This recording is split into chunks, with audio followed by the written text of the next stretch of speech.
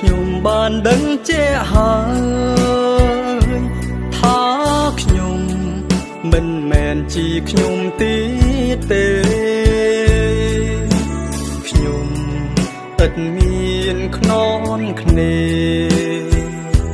បំរើតែសេចក្តីគូខ្មាំងព្រះគ្រីបានប្រគល់រូបអង្គដោបងទិញខ្ញុំដាច់ចេញស្រឡាញ់ឲ្យបំរើដល់ព្រះ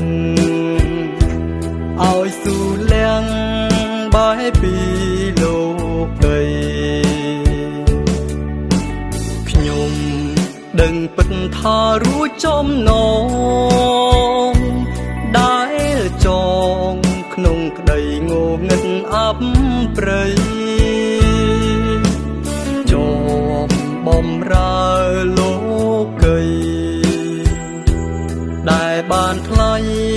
ជាទុំដ៏ស្លាប់ខ្ញុំមិនមែនចាខ្លួនទៀតទេប៉ុន្តែព្រះគ្រីស្ទទ្រង់គង់ប្រថាប់ជួយមិនឲ្យខ្ញុំ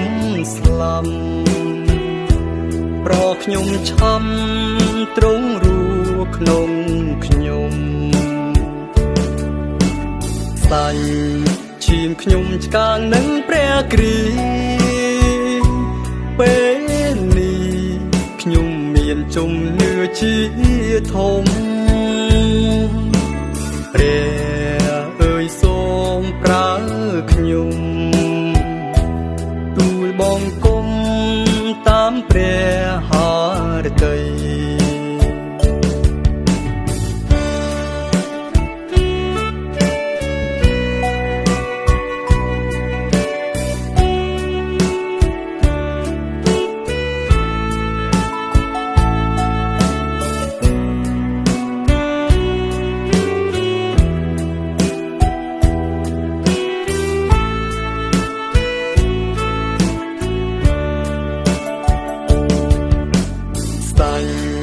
ឈាមខ្ញុំឆ្កាងនឹងព្រះគ្រីស្ទពេលនេះខ្ញុំមានជំនឿជាធំព្រះអើយសូមប្រើខ្ញុំ